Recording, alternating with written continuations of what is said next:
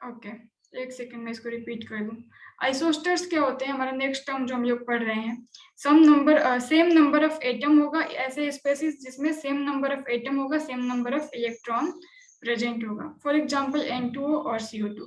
यहाँ पे number of atom 2 nitrogen 1 carbon oxygen 3। Ma'am ये फिर से पढ़ा रहे हैं। यहाँ पे 1 कार्बन 2 ऑक्सीजन सेम है, यहाँ पे भी 3, ठीक है। और नंबर ऑफ इलेक्ट्रॉन भी यहाँ पे सेम होना चाहिए, 22 और 22, दोनों में ही 22 इलेक्ट्रॉन है। फिर से नहीं पढ़ रहे हैं बेटा? क्या मतलब फिर से पढ़ रहे हैं? हमने पढ़ा था इसको मैं, लेकिन ये हमारे इसी चैप्टर का पार्ट है, तो मैं आप लोगों को एक बार रिवाइज करा रही हूँ। बाकी हमने फर्स्ट चैप्टर में इसको पढ़ा था। ओके, नेक्स्ट देख लो, आइसोडायफर्स। 2 और बच गए हैं, ठीक है। उसके बाद हम लोग पढ़ेंगे drawback of Rutherford's alpha scattering experiment. आइसोएस्टर्स तो हो गया। आइसोडायफर्स, आइसोडायफर्स।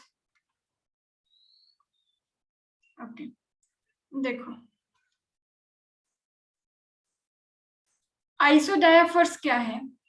ये ऐसे स्पेसिस है जिसमें same number of difference between neutron and proton होगा, यानी न्यूट्रॉन और प्रोटॉन का डिफरेंस निकालेंगे वो सेम आना चाहिए, ठीक है। तो क्या हो जाएगा? स्पेसिस हैविंग सेम डिफरेंस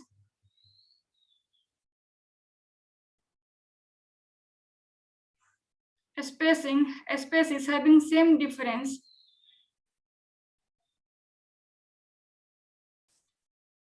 किसका किसका? न्यूट्रॉन एंड प्रोटॉन का, ऑफ न्यूट्रॉन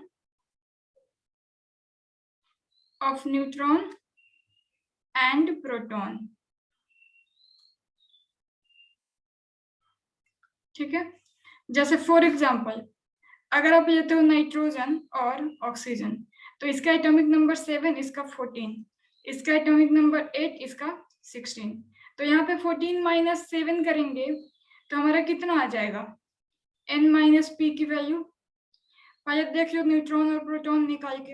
यहाँ पे आपका न्यूट्रॉन भी कितना है? 7, और प्रोटॉन कितना है? 7, और न्यूट्रॉन कितना है? कैसे निकालते हैं? एटॉमिक नंबर से मास नंबर से एटॉमिक नंबर को घटाएंगे। तो 14 माइनस 7, ये आ गया 7, और प्रोटॉन किसके बराबर एटॉमिक नंबर का? तो ये भी 7, यानी 7 माइनस 7 करेंगे तो ये 0 आएगा। और यहाँ पे भी देखो 16 माइनस 8 करेंगे तो ये आ गया हमारा न्यूट्रॉन, कितना आया? 8, और इलेक्ट्रॉन कितना है एटॉमिक नंबर के बराबर? 8। तो n माइनस पी कितना हो जाएगा? 8 माइनस 8 0। तो देखो हर बार 0 आए ऐसा जरूरी नहीं है, सेम आना चाहिए, ठीक है। n माइनस पी की वैल्यू सेम आनी चाहिए, ठीक है। हर बार 0 आए जरूरी नहीं है, बराबर आना चाहिए दोनों स्पेसिस में। तो क्या कहलाएगा? आइसोडायफर्स। ओके, इस मैम हाँ एक सेकेंड, इस इन n फ्लोरीन तो वो नहीं होगा ना, आइसोडाइफर नहीं होगा ना फ्लोरीन? किसके साथ? फ्लोरीन आइसोडाइफर नहीं होगा ना? आइसोडायफर्स एक अकेला एक एलिमेंट नहीं होता है, ये दोनों मिला दोगे तभी एक दूसरे के आइसोडायफर्स कहलाएंगे। आपसे ये दे करके पूछा जाएगा इन दोनों में क्या रिलेशन है, ये क्या है? Isotope, isobar, isodiaphers. तो आप बता पाओगे कि ये दोनों स्पेसिस आइसोडायफर्स है। एक से कंपैरिजन एक का नहीं होता है। Okay, okay ma'am. तो ये n माइनस पी अगर इसका 2 आ रहा है मानिए, तो इसका भी 2 ही आना चाहिए, ऐसा डिफरेंस होता है। बाकी कुछ भी हो सकता है, ion, compound, ion, atom, molecule, कुछ भी हो सकता है। ओके, नेक्स्ट देखो,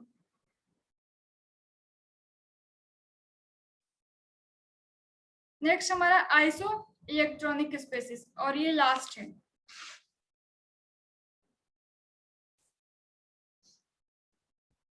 लास्ट टर्म है, लास्ट डेफिनेशन। क्या हुआ सौरभ, कुछ डाउट है?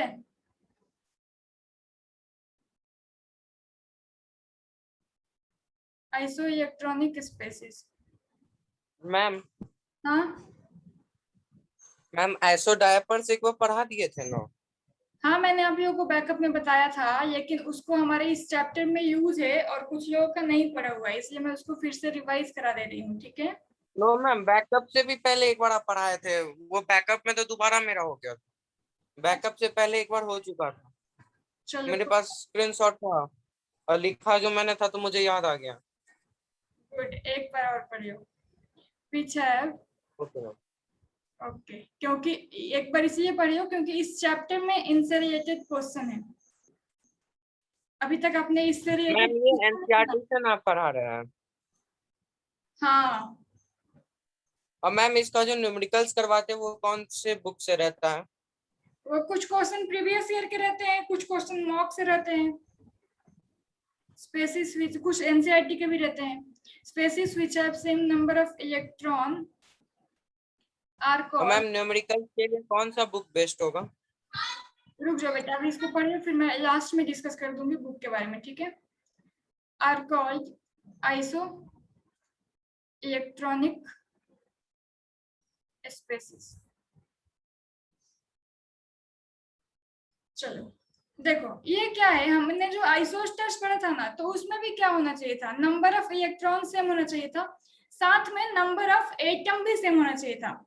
आइसो इलेक्ट्रॉनिक में एटम सेम हो जरूरी नहीं है, नंबर ऑफ इलेक्ट्रॉन सेम होना चाहिए।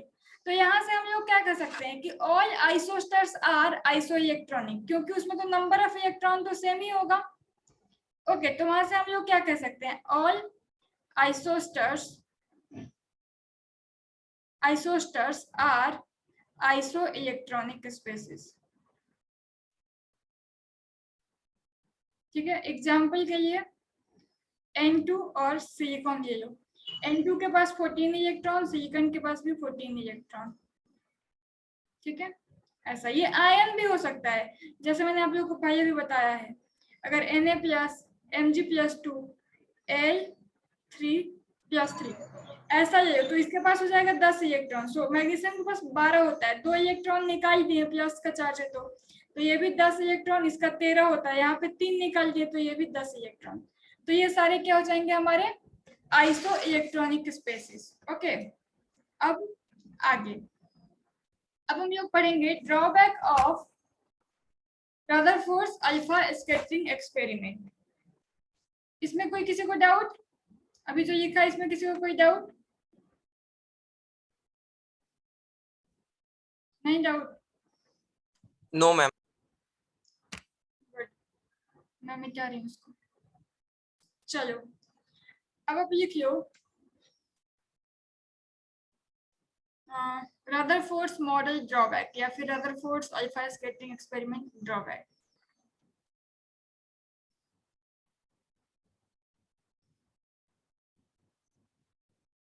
रदरफोर्ड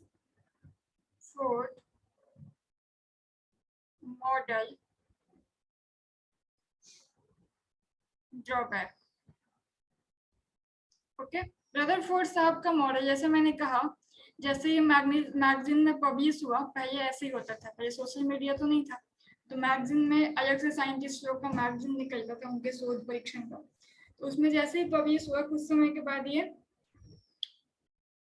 इसके ड्रॉबैक आने शुरू हो गए थे। ठीक है, तो इनके ड्रॉबैक क्या थे उसके बारे में देखो। एक बार क्या हुआ, साइंटिस्ट लोग का सेमिनार था। ठीक है, साइंटिस्ट लोग का सेमिनार था। तो सेमिनार में क्या होता था, जितने भी साइंटिस्ट थे बड़े बड़े, वो इकट्ठे होते थे और जितने भी वहां पे उन लोगों ने रिसर्च किया रहता था उसको बारी बारी करके दिखाते थे। ठीक है, अपने साइंटिस्ट जितने भी पहुंचे हैं उनके सामने रिप्रेजेंट किया जाता था उस सेमिनार में। ओके, तो वैसे ही सेमिनार में एक जगह रदरफोर्ड अपने इस मॉडल को रिप्रेजेंट करने के लिए पहुंचे। ठीक है, तो वहां पे पहले से ही एक जन थे जो फर्स्ट नंबर पे अपना थ्योरी रिप्रेजेंट करने वाले थे, रदरफोर्ड को सेकंड नंबर दिया गया। तो फर्स्ट नंबर पे कौन थे, देखो, एक फिजिक्स के साइंटिस्ट थे। ऐसा तो नहीं था कि केमिस्ट्री के ही साइंटिस्ट को बुलाया जाएगा सेमिनार में, तो सारे ही साइंटिस्ट आएंगे, फिजिक्स केमिस्ट्री बायो। ठीक है, तो एक जेम्स क्लार्क मैक्सवेल नाम के साइंटिस्ट थे। ये एक ही साइंटिस्ट का नाम है, ठीक है, इसको अलग अलग मत समझना।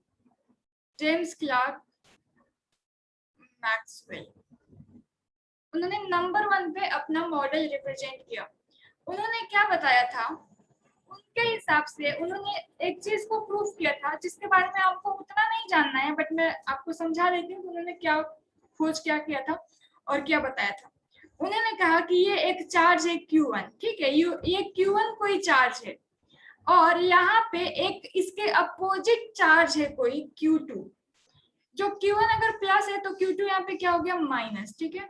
तो उन्होंने कहा कि ये जो Q2 है ना, वो इसके, ये जो Q1 है इस पे अगर प्लस का चार्ज है, इस पे माइनस का चार्ज है, तो ये इसके आसपास ऐसे घूमेगा, ये इसके आसपास रिवॉल्व होगा और एक टाइम ऐसा आएगा कि ये घूम रहा है ना, तो कोई भी चीज जब मोशन में है तो कुछ ना कुछ अमाउंट ऑफ एनर्जी यूज कर रहा है, ठीक है, कुछ ना कुछ अमाउंट ऑफ एनर्जी वो छोड़ रहा है, ड्रॉप कर रहा है। तो एक टाइम ऐसा आएगा कि ये जो Q2 है ये घूमते घूमते अपना एनर्जी इसकी इतनी कम हो जाएगी कि वो आ करके इस दूसरे चार्ज में चिपक जाएगा।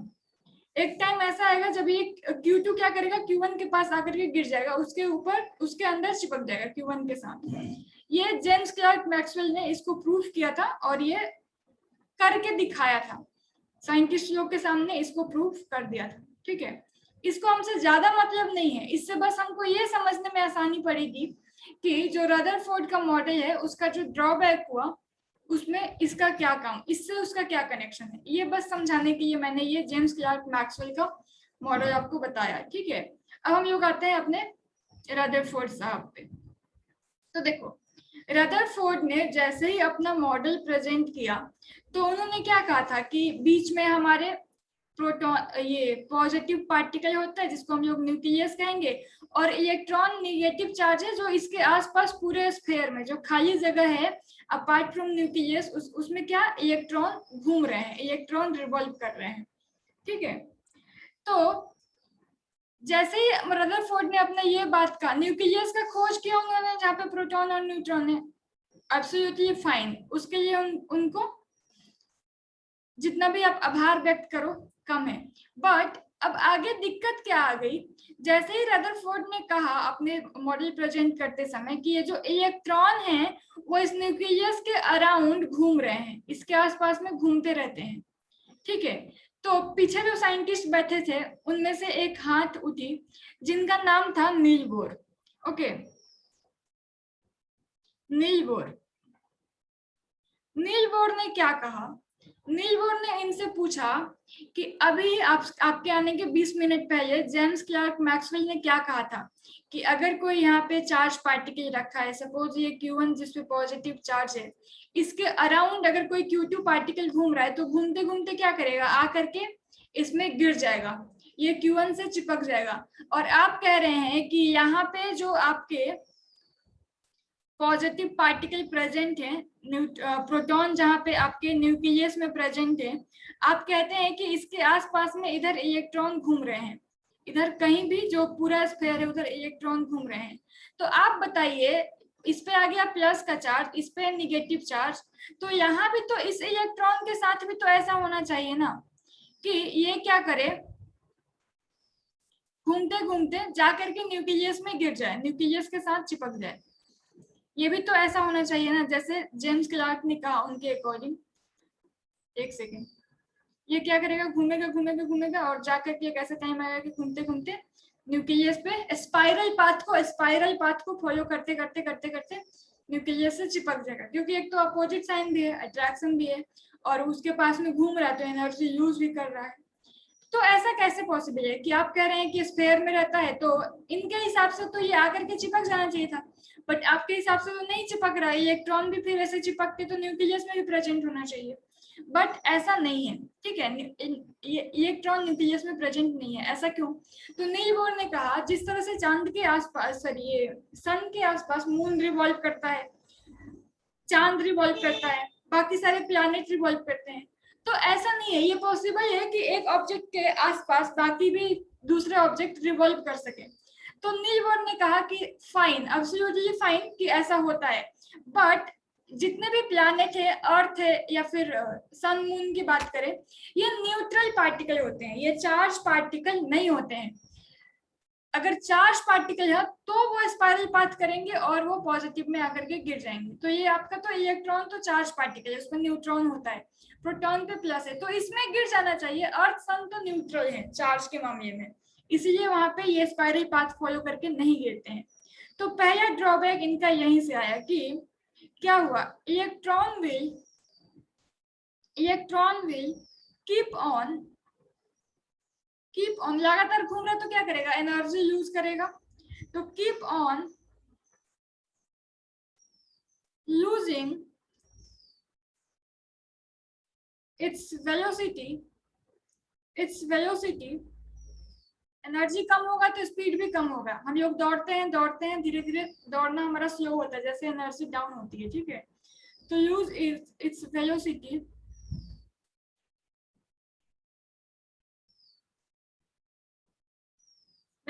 एंड collides with न्यूक्लियस, ठीक है। न्यूक्लियस क्या करेगा, घूमते घूमते आकर के अपनी वेलोसिटी लगातार लूज करेगा, एनर्जी भी उसकी लूज होगी, और आकर के क्या करेगा, वो आपके न्यूक्लियस जहाँ पे प्रोटॉन प्रेजेंट है वहां पे चिपक जाएगा, ठीक है। दूसरा क्या है, इन्होंने ये नहीं बताया कि जो इलेक्ट्रॉन है ना वो एग्जैक्ट उसका लोकेशन क्या है, वो कहाँ पे घूम रहा है, किस डायरेक्शन में घूम रहा है। उन्होंने ये कह दिया था कि बाकी जो स्फीयर है वो सभी जगह, न्यूक्लियस को छोड़ दो बाकी सभी जगह में इलेक्ट्रॉन कहीं भी है। उन्होंने कुछ उसका फिक्स पोजीशन नहीं बताया कि इस जगह पे होगा, एक स्पेसिफिक डायरेक्शन में घूम रहा होगा, तो डायरेक्शन कौन सा होगा, क्लॉकवाइज, एंटी क्लॉकवाइज, किस एक्सिस में, एक्स वाई जेड, किस एक्सिस में, ये सब इंफॉर्मेशन नहीं दिया, ठीक है। तो दूसरा ड्रॉबैक क्या हो गया, नो फिक्स्ड पोजीशन और प्लेसमेंट ऑफ इलेक्ट्रॉन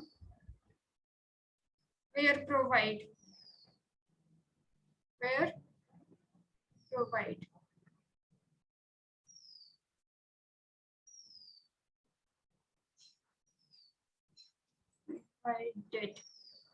ठीक है। कोई फिक्स पोजीशन इलेक्ट्रॉन के पार्टिकल को नहीं दिया गया था, ठीक है। अब देखो, अब जो इनका तीसरा ड्रॉबैक है उसको आपको अभी समझने में थोड़ा आपके ऊपर से पार हो जाएगा, बट जब हम लोग दो क्लास कर लेंगे उसके बाद वो बात आपको अच्छे से समझ में आएगी, ठीक है, क्योंकि वो थोड़ा आगे से रिलेशन है। बट अभी अगर हम लोग उसको समझने की ज्यादा कोशिश करोगे तो थोड़ा कम समझ में आएगा, ठीक है। बट देखो एक बात, देखो अगर मान लो आप यहाँ पे खड़े हो, ठीक है, इस स्टॉप पे आप खड़े हो, आपको यहाँ से आना है इस जगह पे, ठीक है, इस जगह पे आना है, ये कोई पार्क है जो भी कुछ है, यहाँ पे स्विमिंग पूल है जो भी है, यहाँ पे आना है। आपके पास आने का दो तरीका हो सकता है, एक तो यहाँ से हम लोग क्या करें, ये जिसपे पार्क में आप लोगों ने देखा होगा जहाँ पे बच्चे स्लाइड करके नीचे आते हैं, फिसल पट्टी टाइप का, ठीक है, ऊपर बैठे स्लाइड करके नीचे आ गए। तो या तो यहाँ पे फिसल पट्टी लगा दे, आप यहाँ पे बैठो और आराम से आके यहाँ पे पहुंच जाओ, ठीक है। दूसरा क्या तरीका है, यहाँ पे हम लोग सीढ़ी बना दे, सीढ़ी, और आप सीढ़ियों से उतर के आ जाओ, ठीक है। दूसरा है कि सीढ़ी बना दे और आप सीढ़ियों से उतर के आ जाओ, ठीक है। ऐसा दो वे पॉसिबल है।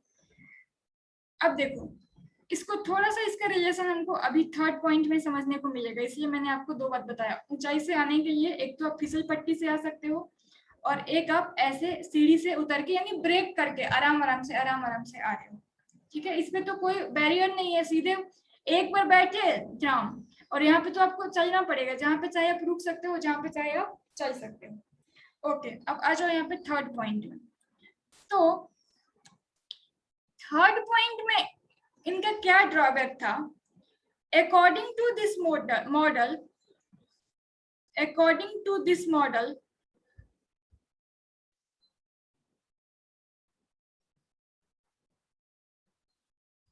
atom should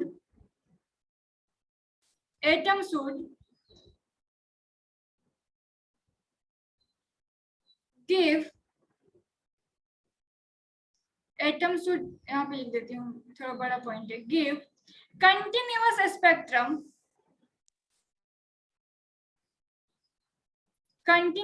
spectrum,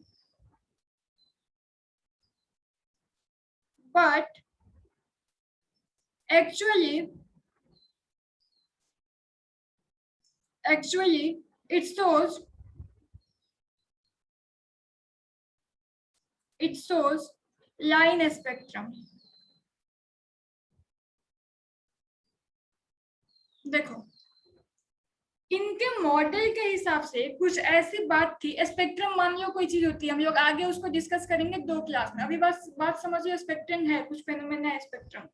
तो इनके मॉडल के हिसाब से ना स्पेक्ट्रम कैसी आनी चाहिए थी, ये फिसल पट्टी की तरह, यानी कंटिन्यूअस होना चाहिए था, बट एक्चुअली में एटम ऐसे लाइन फेनोमेना, लाइन स्पेक्ट्रम देता है, ठीक है, लाइन स्पेक्ट्रम देता है।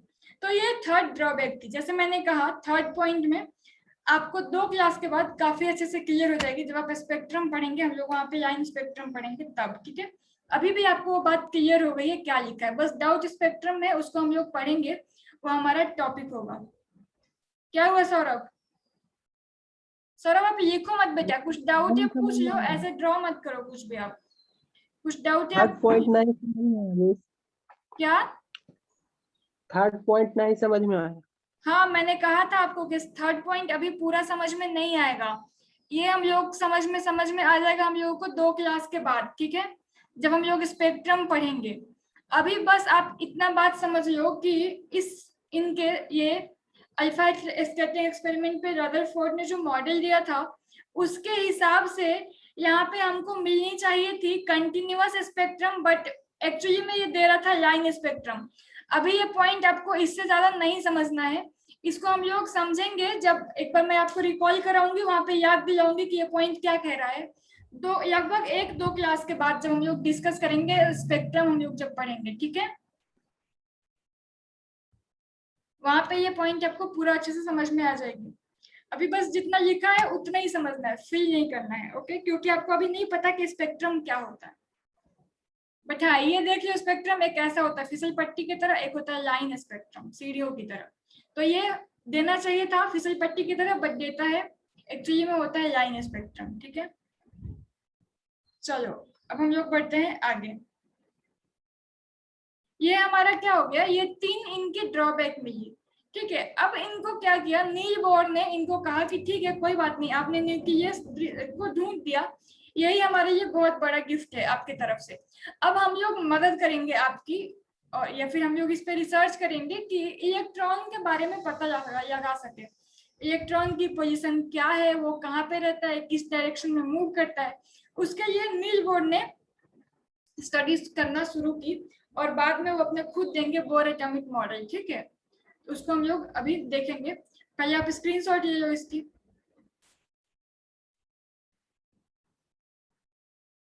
ये